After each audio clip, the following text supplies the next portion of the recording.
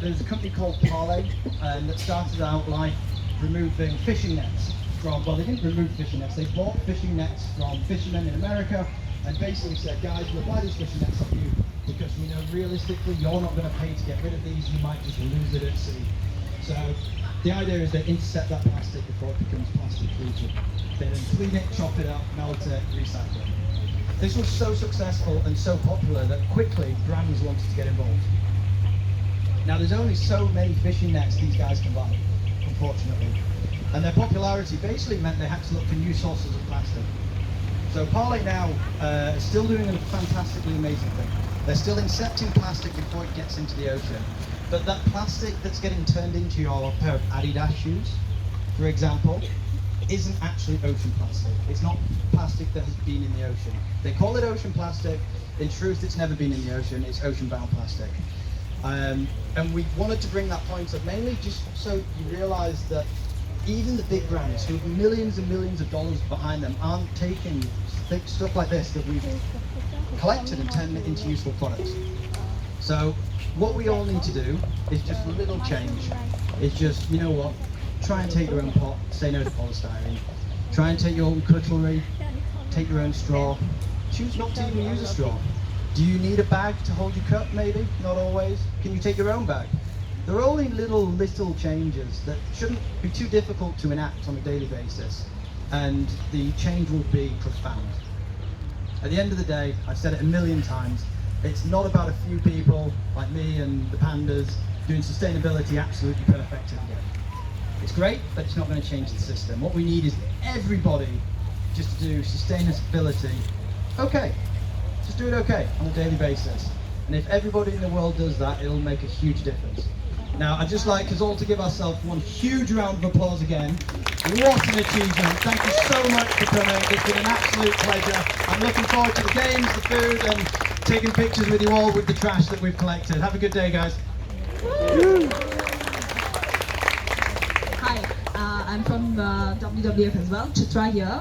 I'm really curious about this one find. You know, I think that's the particular item that's piqued everybody's curiosity, and I really want to know who found this. You want to come tell us a little bit about it? Where did you find it? And why did you pick it?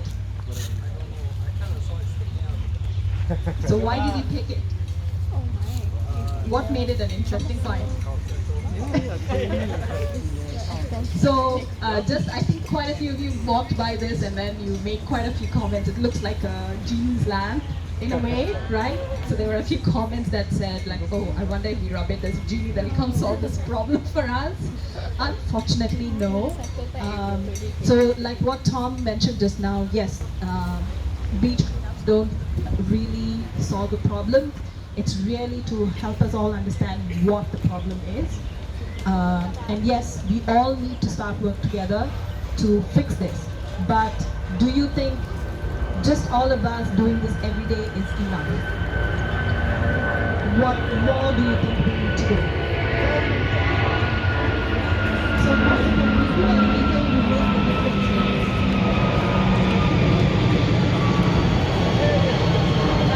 So think about all the people you need to be joining.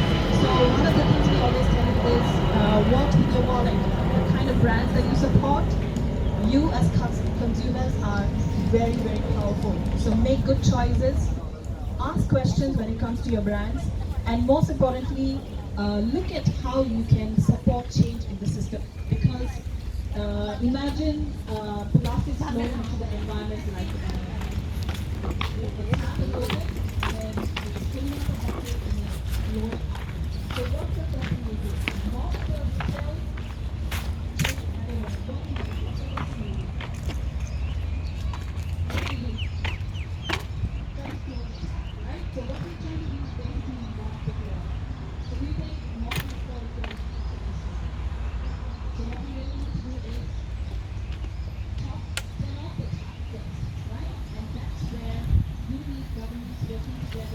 with businesses, with consumers. So if there is an opportunity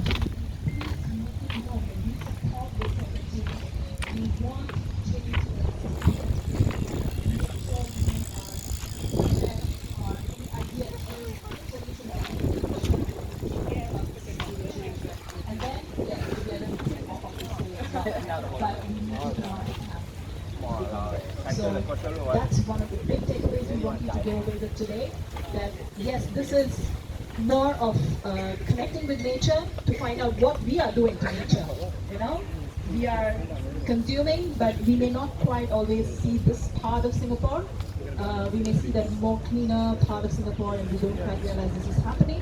It's for us to connect with nature and see this is what's happening, but also go back with what can we do to bring about real change. Okay, so thank you so much. We have a lot of our colleagues here, so we've already met Sylvia. We also have Jennifer, there's Nico here, Michael somewhere at the back. There. Okay, you can't miss the redhead, so he's easy to spot. If you have further questions, you have any comments, you want to chat with us, we will still be here for a while. So please walk up to us, ask any questions you may have. We were cleaning the beach. I saw the maximum part of the garbage is food packaging, right? Because the big one, all you can get easily, but I think if that break into the several small parts, right, it's very difficult to get it. So I think the food packaging we are using, we have to stop it, right? Because it will break into tiny and then any fish can eat it, right? So that's the more dangerous part which I have seen. Because in my all the bags, I just collected that one. You make a very good point there, and if you've heard about PACT, that WWF Singapore is working on, one of the sectors that we are working with is the food and beverage industry, looking at how they can change how they do business. And you also have to understand that, you've heard of how customers don't always accept these changes from businesses. At the end of the day, they're in the food business to make a living because they want to make a profit. So it's also trying to make sure that they make the change but also stay in business. And one of the big things we do is work with the food and beverage industry. You've heard of the Stop the Straw. More than 270 F&B outlets have dropped the straw. But of course, it's not the solution to everything. It's just the first step in that journey. Because if you've heard, there are some parts of Singapore where there were outlets that stopped the straw and there was a lot of rage from customers. They were not very happy. So think of this as also educating public while also changing how business is done in Singapore. And this again is where you can support as customers. Understand why this is important and understand why we need to make the steps.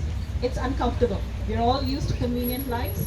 Any change in that is going to be inconvenient, but let's support each other, and also let's not be too hard on someone who can't make that change immediately. Let's talk to them. So even if you could talk to 2 people in your life, because you know your friends, you know your family the best.